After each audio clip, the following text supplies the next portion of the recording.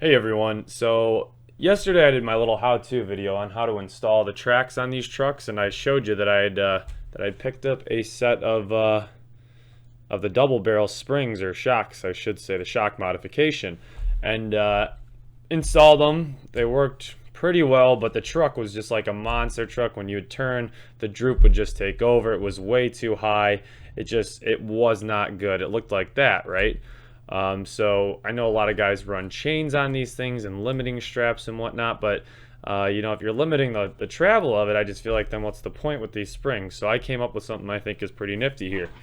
So if you look closely, you can see there is some fishing line there, and that fishing line is attached to the bottom of this shock and the bottom of this shock. Now what that allows is, when level, you have a nice standard level, about as long as stock shocks, which is really nice. But then when you need the flex, when you bring up one side, that line goes through there, around there, almost like a pulley, and allows the other side to drop farther. I haven't seen this done before. I think it functions really great. I mean, I did it on the front and the back here, and on a stock truck you need to put something in the way, but that way it keeps the truck's center of gravity low. It doesn't let it monster truck up or anything, but when you need the flex, it's going to allow you to get that insane flex that the double barrels are known for here. So yeah, I just want to show that off. For a stock truck, I would imagine that you could build something like that with some fishing line or whatever. I mean, a lot of you guys are running limiting straps on that already, but I could imagine that even if you take some line and just run something across here, or modify something on here to run the line through, you could do the same thing. I haven't tried it with a stock chassis, but there's certainly a way to do it. So hopefully you guys like that. Like I said, I haven't seen that online, but that way it's your limiting straps to help it from drooping too far, but at the same time you retain all the suspension flex that the double barrels have to offer. So let's take this thing out. I'm gonna bring it on my course in the basement because it's a terrible weather day outside right now, and yeah, let's just do some crawling with it and enjoy our day here. Alrighty guys, so like I said, it's kind of a mess outside today, so we're down here in the basement. Made a couple changes to the little course here. It's easy to set up, take down, but yeah, let's give it a shot with this new suspension and see how well it's handled. Let me grab my controller over here real quick. I'm assuming we're gonna have no issues here in the first place. Also, please excuse the 3D printer noise. Those things are running right now, so hopefully they're not too annoying on film here. So right up this first little climb here, hopping onto the bridge. I am running those high clearance links I showed you guys in the last video on this truck, and they really help with situations like this right here, where you're going over something real steep, and you just need that underbelly clearance. So now we'll start getting into to a section where we're going to utilize some of this newfound flex that we've got. So as you can see, that front right wheel is way up there. Rear wheels are both still on the ground. That is just amazing. I mean, crawling over this when you can keep all four wheels on the ground really does help.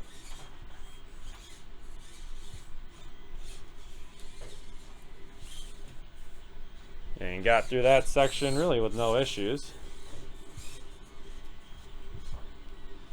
Crawl across this little bridge here in front of the printers, and now this is the whole point of that fishing line modification. I mean, this is a pretty steep incline here, and it's currently being limited by that fishing line, but the truck's not going to tip back like it would with the standard shock setup with these double barrels. It's just going to climb right up and over. And again, with the rear, hopefully I don't send this thing flying down here. Sorry, one-handed driving again, guys, while I'm filming. It's a little difficult, but we're gonna crawl over this and take her down, and well, we didn't even flip until the end, and that was because I drove right off the side of the thing. So yeah, they're functioning excellent. I really am happy with this mod. Love the double barrel shocks by Kinetic KMS on eBay. They certainly need a little tuning for each truck. I use the lighter springs that came with the kit. And then obviously added my fishing line limiting strap system. I'm going to call them variable limiting straps, I think. But yeah, they really work excellent, and fishing line is, you know, transparent, nice and strong. It's hasn't caused me any issues yet. So let's try this this other section of the track here. If we can find traction on this part, that's always a bit difficult. There we go. Going up and over this teeter-totter here. And now we're going to see if we can climb up this board in this real technical section here. Oh. The articulation though is just fantastic. I mean, look at that right there. Really helping me out. Certainly helps the truck perform better while keeping the center of gravity low where you need it. I mean, that is the easiest I've ever crawled up this. This is the first time I've tried it with the new shocks, and we made it right up there. So yeah, super happy with that. Again, if you guys want to try that on your own, I think that's a super great mod for these double barrels, and still gives you all the flex in the world. Here, let's do a little flex test real quick for you too. All right, so let me get this camera nice and down low here for you. And I'm just going to start driving up, and as you can see, that rear tire just came off the ground, but that's a very significant amount of flex there. Let's turn it around, and try it with the rear end of the truck here. I mean, and guys, look at that, just fantastic flex. You can see we're not totally dropping that that left double barrel, so maybe there's some more tuning to be done, but I'm super impressed. I'm super happy with the performance of this thing.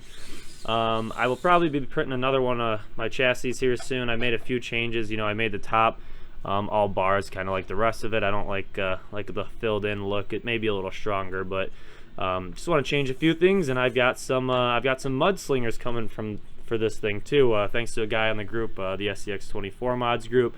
Shout out to him for trading me some tracks for some mudslingers, because we all know how hard those are to get right now. But yeah, that's about it for today, guys. Hope you like that. If you give it a shot on your own, let me know. But yeah, I'm really happy with how that's working out for me. So thanks again for coming by. Stay tuned for more content like this, and I am out.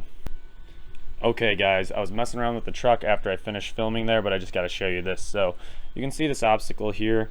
It's about a ½ inch shorter than the truck itself, but check this out. This is wild. So with this new shock setup, if I just drive the front wheels up and onto it, I can literally just put one wheel over that and come back down. I mean, that flex is just absolutely insane. And then if I do it in reverse, same thing works too. I mean, look at that kind of flex, is just unbelievable.